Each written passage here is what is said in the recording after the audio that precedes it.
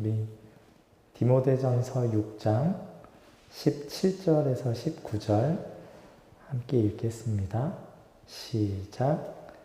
내가 이 세대에서 부한 자들을 명하여 마음을 높이지 말고 정함이 없는 재물에 소망을 두지 말고 오직 우리에게 모든 것을 후히 주사 누리게 하시는 하나님께 두며 선을 행하고 선한 사업을 많이 하고 나누어 주기를 좋아하며 너그러운 자가 되게 하라.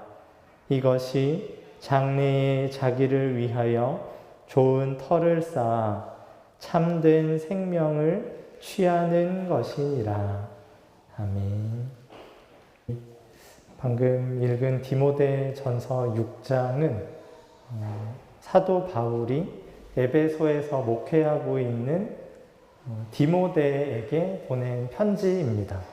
이 편지에서 사도 바울이 디모데에게 부한 자들에게 이러이러한 것을 명하라 라고 지침을 주고 있습니다.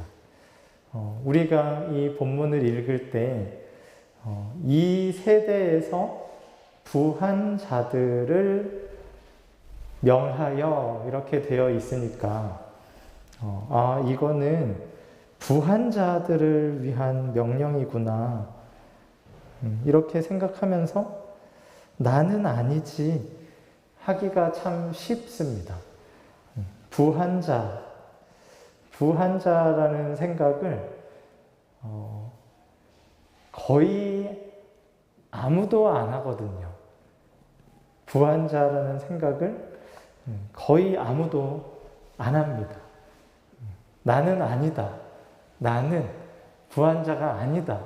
이렇게 생각을 하니까 이 명령이 나한테 하시는 명령이다. 이런 생각이 잘 안 들죠. 혹시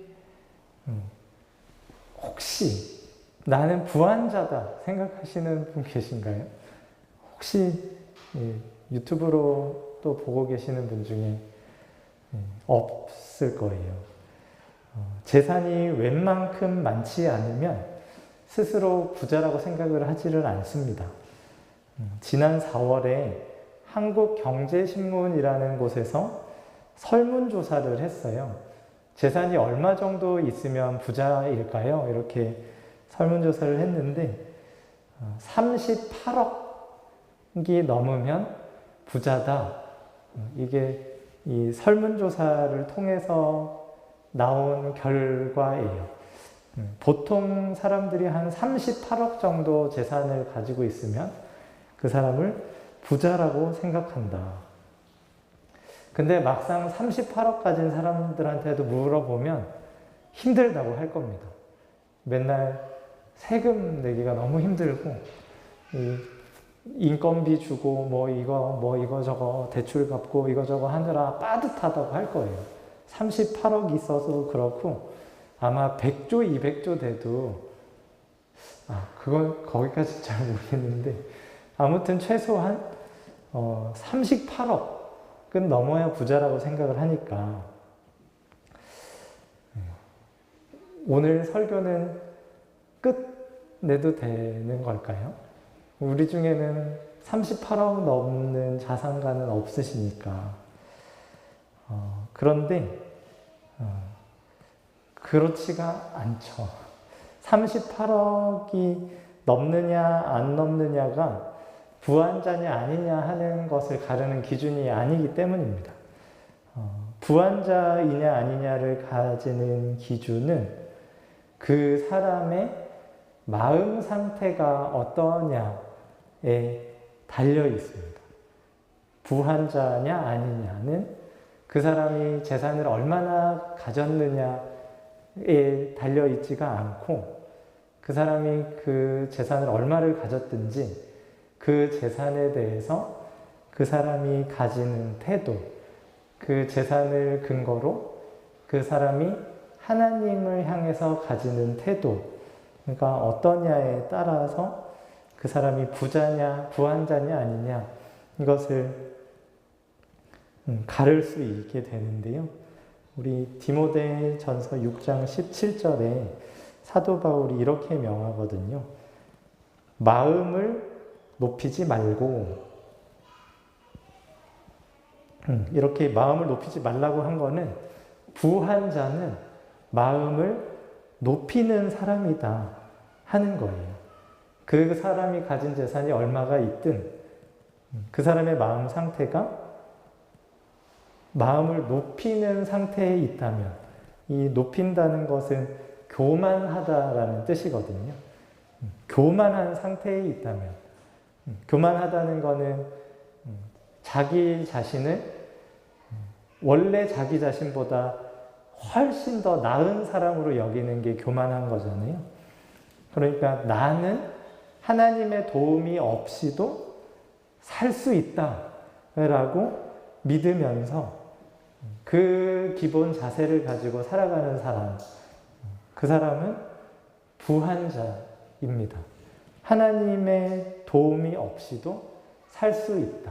마음을 한없이 높여서 교만해져서 하나님의 도움이 없이도 살 수 있다 하는 사람이 부한자이고, 두 번째 조건은 정함이 없는 재물에 소망을 두는 자. 정함이 없는 재물에 소망을 두지 말라고 했으니까 정함이 없는 재물에 소망을 두는 자가 부자입니다. 그가 가진 재산이 얼마든지 그 마음의 자세가 내가 이 돈만 가지면 살 수 있다 하는 자세를 가지고 살아가는 사람이면 부한자이죠. 우리는 몇십억 가져야 부한자라고 여기지만 사실은 이 명령을 받아들여야 하는 부한자들은 마음을 높이는 사람, 그리고 재물에 소망을 두는 사람들입니다. 이 기준에 따르면 우리는 부자일까요? 가난한 자일까요? 부한자이죠. 우리도 라오디게아 성도들처럼 나는 부자라 부요하여 부족한 것이 없다, 이런 자세로 살아가고 있잖아요. 나는 부자라 부요하여 부족한 것이 없다.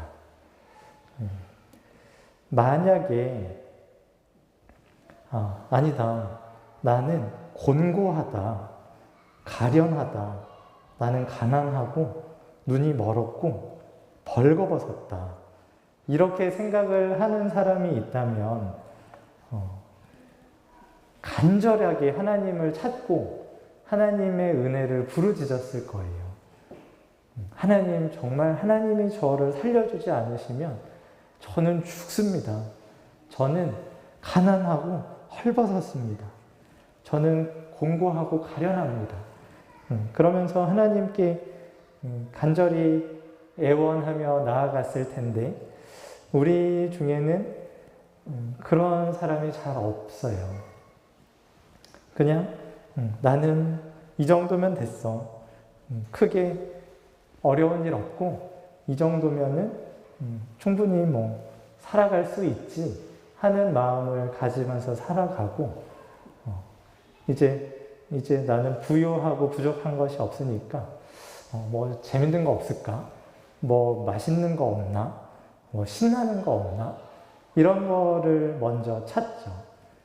그리고 재밌는 거, 맛있는 거 이런 거를 가능하게 해주는 돈이 최고다, 이렇게 생각하면서 돈 되는 일을 최우선으로 하죠. 그렇기 때문에 우리가 부요한 자, 부한자라고 할 수가 있어요. 마음이 교만하고 재물에 소망을 두는 그런 상태에 있는 겁니다. 우리 역시 교만하고 재물에 소망을 두잖아요. 그래서 하나님 아니면 전 죽습니다. 하나님 도와주세요 하면서 하나님을 찾고 부르짖는 일 없이 이 정도면 살만하다, 이 정도면 괜찮다 하면서 살아가죠. 그래서 방금 우리가 본 이 디모데전서 6장 17절의 이 명령을 귀 기울여야 하는 사람들인 거예요. 우리에게 하시는 명령입니다. 38억 넘는 자산가들에게만 하시는 명령이 아니라 이 마음이 교만하고 재물에 소망을 두는, 그래서 하나님을 찾지 않고 하나님께 부르짖지 않는 우리에게 하시는 명령이에요. 하나님께서 마음을 높이지 말고 정함이 없는 재물에 소망을 두지 말라라고 하시는 이유는 이 재물이 정함이 없다는 말씀을 하시는데요. 여기서 정함이라는 거는 확실함 이런 겁니다. 확실함, 이 확고함, 안정된, 그래서 흔들리지 않는 이런 뜻이에요. 정함이라고 할 때 그냥 한글로 따지면 정결함 뭐 이런 걸로 생각을 할 수 있는데, 재물이 더럽다는 뜻이 아니라 재물이 확실하지가 않다, 재물이 이랬다 저랬다 한다 하는 뜻으로 정함이 없는 재물이라고 부릅니다. 잠언 23장 5절 말씀에 이렇게 말씀하세요. 내가 어찌 허무한 것에 주목하겠느냐. 정령히 재물은 스스로 날개를 내어 하늘을 나는 독수리처럼 날아가리라. 재물의 속성이 허무하다고 말씀을 하세요.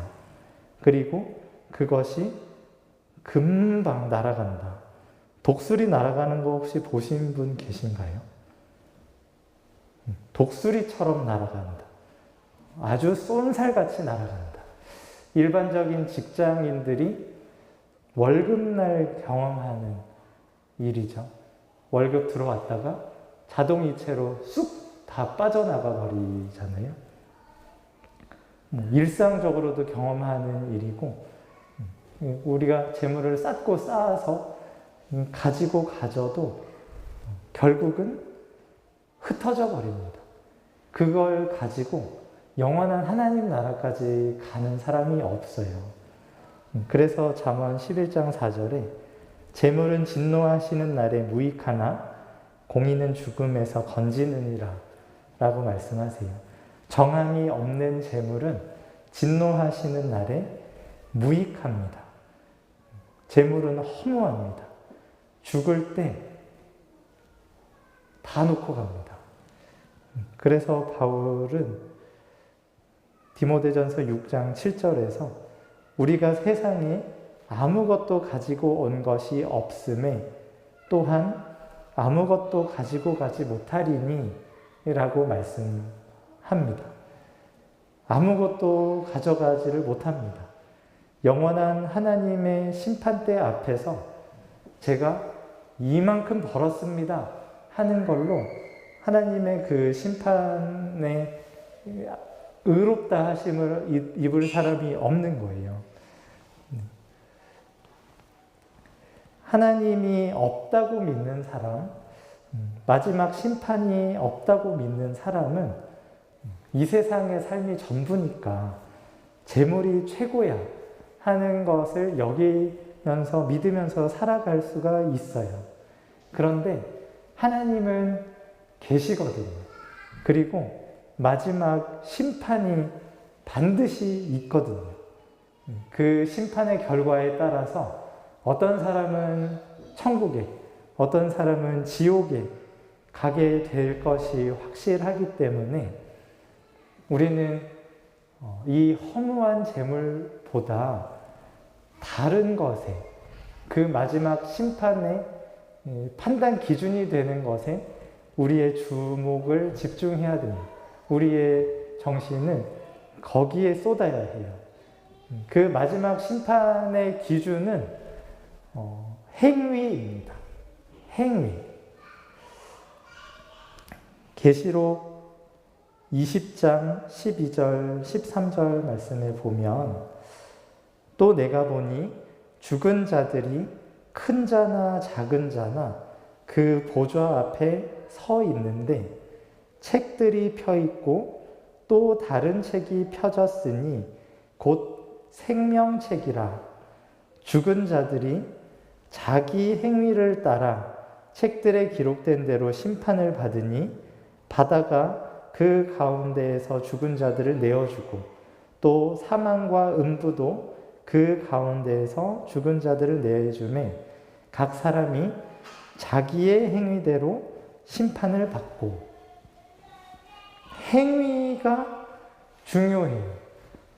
소유가 심판의 기준이 아니라 행위가 심판의 기준입니다. 행위를 따라서 심판을 받는 거예요. 그러니까 이 심판에 통과하려면 선한 행위를 해야 됩니다. 그래서 바울이 디모데에게 부한 자들에게 이렇게 명하십시오 라고 말을 하는데요. 18절, 19절 말씀을 보면 선을 행하고 선한 사업을 많이 하고 나누어 주기를 좋아하며 너그러운 자가 되게 하라. 이것이 장래에 자기를 위하여 좋은 터를 쌓아 참된 생명을 취하는 것이니라. 이렇게 가르칩니다. 선을 행하게 해야 됩니다. 얼마를 벌었냐? 얼마를 쌓아놓고 죽었냐?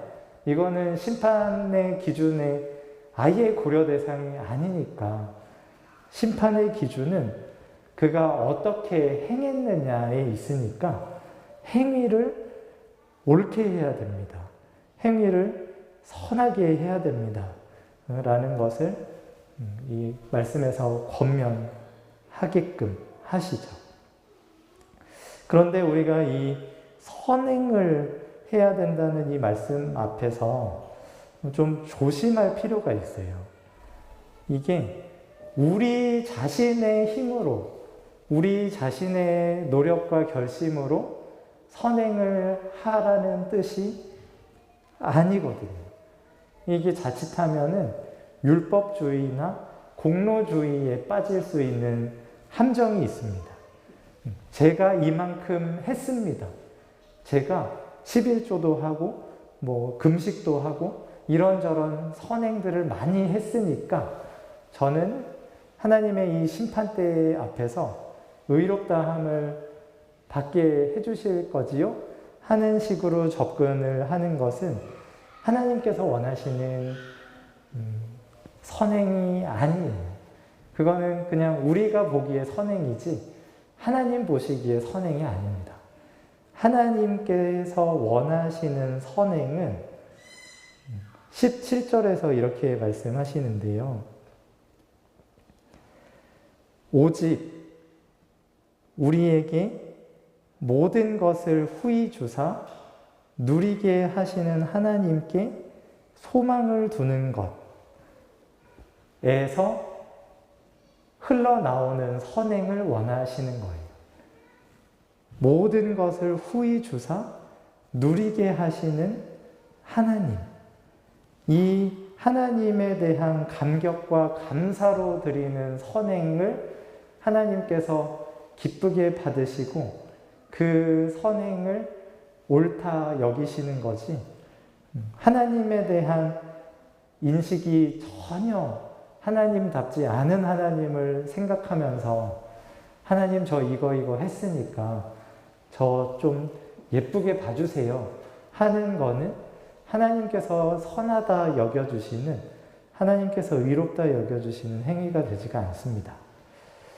하나님은 모든 것을 후히 주사 누리게 하시는 하나님이십니다.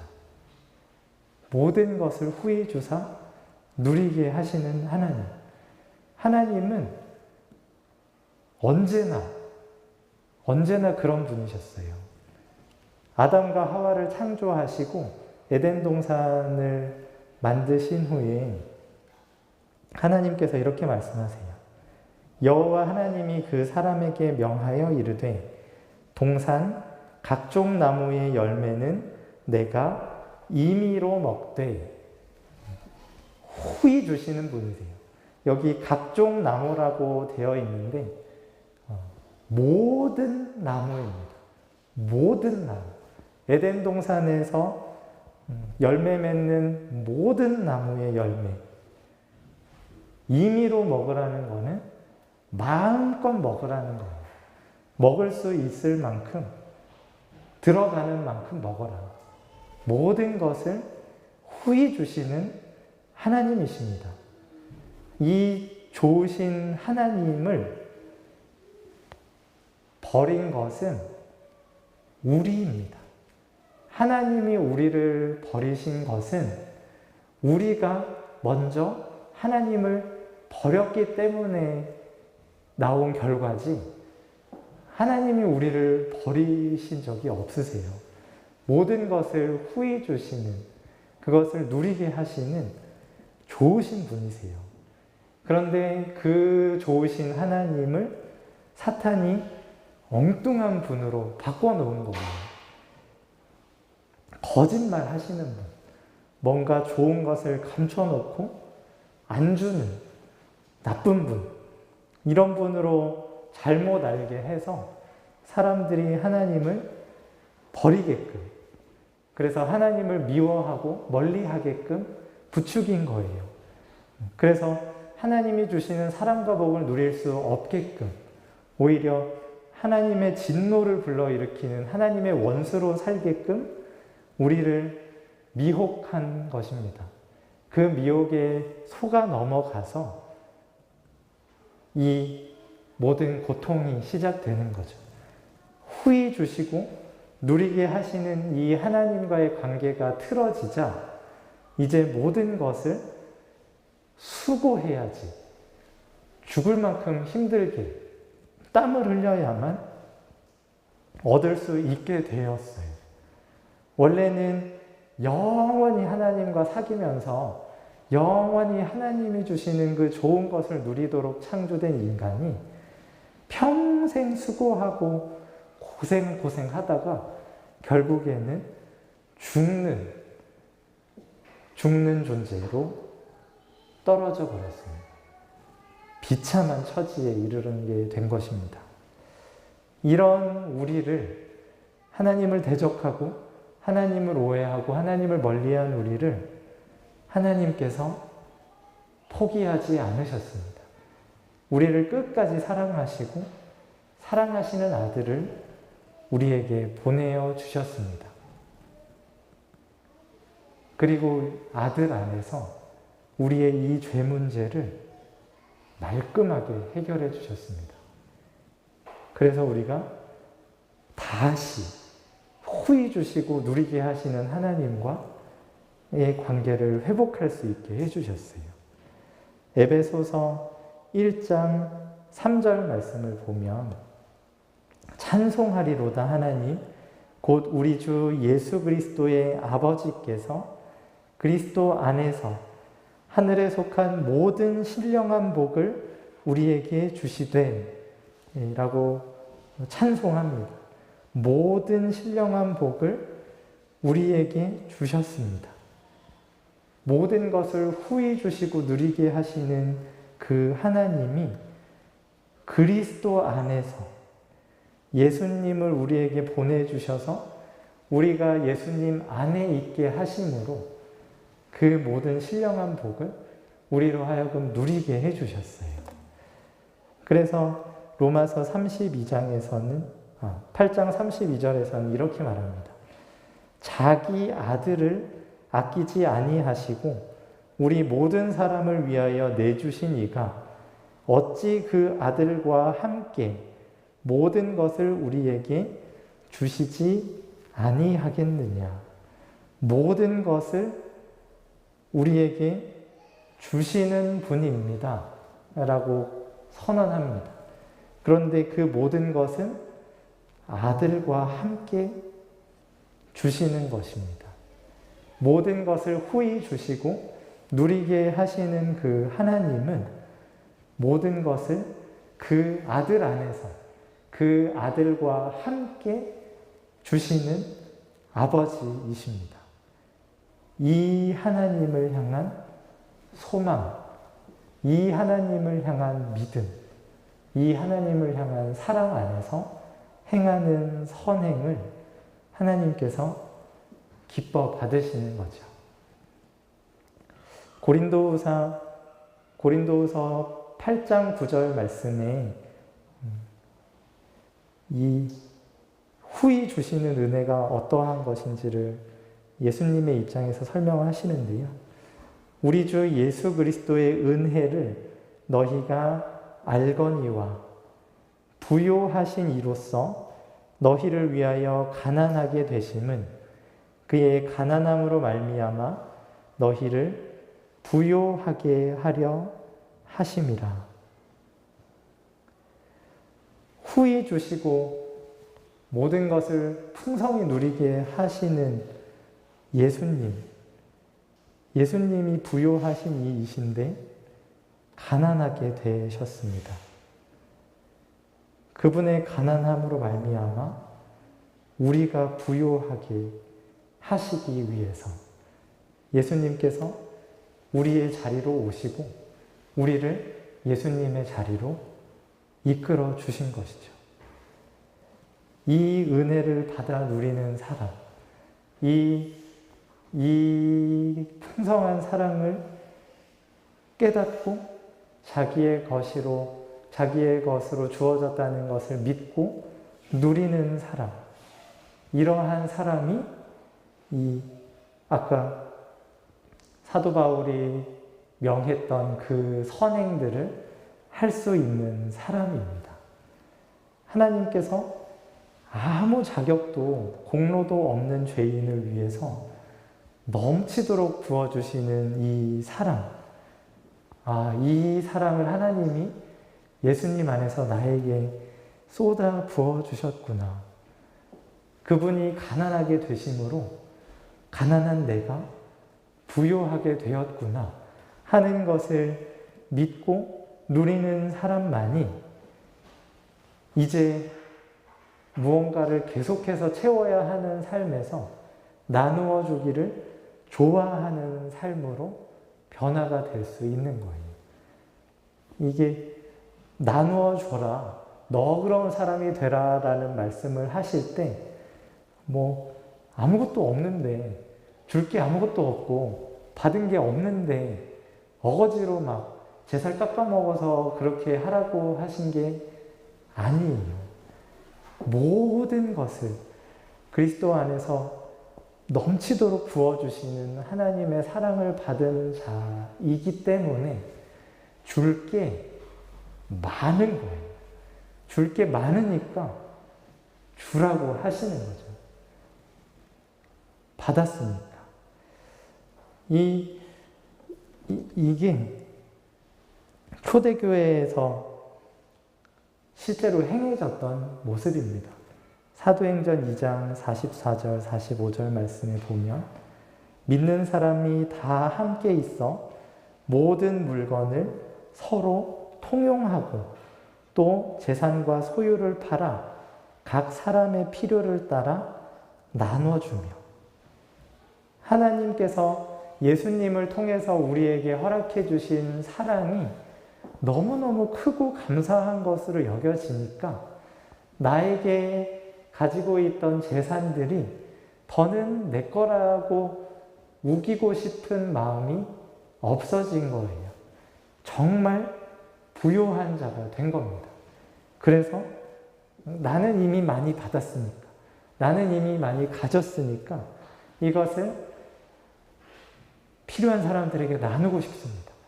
하나님께서 아들에게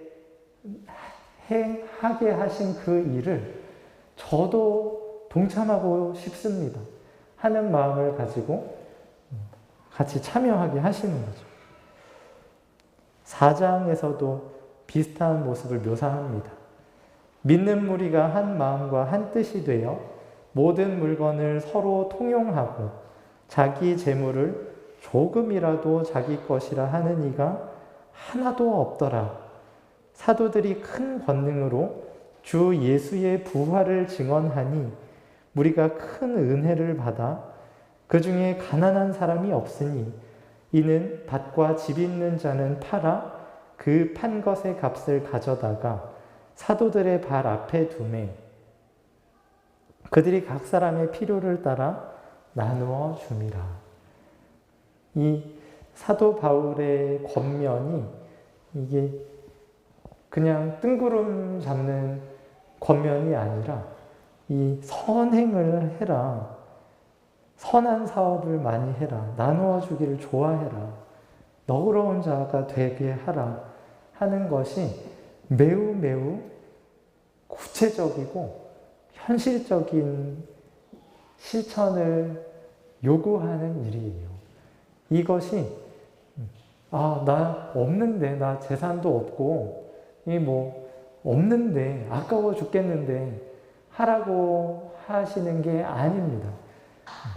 그런 사람이 초대교회에도 있었어요. 아나니아와 삽비라 부부가 그렇게 했다가 죽었습니다. 하나님께서 우리에게 기대하시는 이 선행은 남들 눈치 보느라 괜찮은 사람인 걸로 보이고 싶어서 그렇게 하라고 하시는 것이 아니에요. 아들 안에서 아들과 함께 모든 것을 후히 주셨다는 믿음 때문에 그 모든 것을 아무 자격 없는 나에게 주셨다는 것을 믿기 때문에 감사하고 감격스러워서 그 기쁨을 어찌하지 못해서 자기의 것을 나누는 것. 하나님께서 우리에게 원하시는 선행의 모습이 이러한 것입니다. 그런데 우리가 우리의 형제, 이웃과 나눌 수 있는 가장 큰 선은 무엇일까요?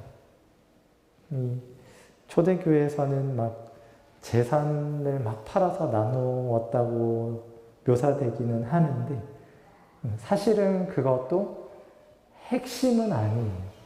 그거는 이제 그 핵심에 파생되는 부가 효과이고 사실은 가장 큰 선은 하나님의 아들 예수 그리스도이시죠. 하나님의 아들을 증거하고 높이는 삶을 살려다 보니 당장 죽어가고 있는 저 가난한 자들, 지금 당장 먹을 것도 입을 것도 없어서 전전긍긍하는 그 사람들을 가만히 내버려둘 수가 없어서 자신의 소유를 팔고 자신들의 물건을 함께 나누어 쓴 것이죠. 아들과 함께 아들 안에서 모든 것을 우리에게 후히 주신 그 하나님을 향한 소망, 그것이 우리로 아들과 함께 모든 것을 나눌 수 있는 너그러운 부유한 사람이 되게 만듭니다. 혹시 여기까지 말씀을 들어보시고 나는 좀 힘들 것 같다, 좀 어려울 것 같다 하시는 생각이 드신다면 스스로 잘 돌아보시면 좋겠습니다. 나는 무엇에 소망을 두고 있을까? 정함이 없는 재물인가? 나는 재물이 정함이 있다고, 확실하다고, 내가 죽어서까지 싸들고 갈 수 있다고 생각하는 것은 아닐까? 나는 하나님을 어떤 분으로 믿고 있을까? 사탄이 나에게 알려주는 그 인색하고 거짓말하는 나쁜 존재로 하나님을 알고 있을까? 아니면 예수님을 통해서 밝히 나타내 주신 모든 것을 후히 주시고 누리게 하시는 좋으신 아버지로 믿고 있을까?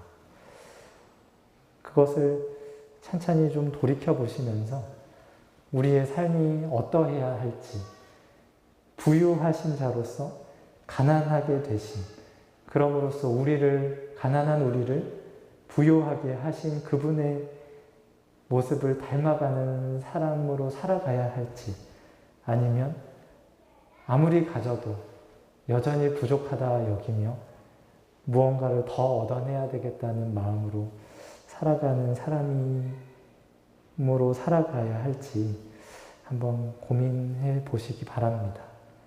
우리가 이 모든 것을 후히 주시고 누리게 하시는 하나님, 아버지의 자녀라는 믿음이 있다면 아버지가 하시는 그 일을 우리도 하게 될 것입니다. 아버지를 닮기 마련이니까요. 예수님을 내 구주로, 내 왕으로 믿는 사람이라면 예수님이 하신 그 일을 우리도 하게 되기를 소망하며 따라가는 것이 정상이죠. 하나님께서 우리에게 그 믿음을, 그 소망을 허락해 주시고 기쁨 안에서 기대감 가지고 그 모든 선한 일들을 해나갈 수 있는 힘을 허락해 주시기를 간구하겠습니다. 우리 기도하겠습니다.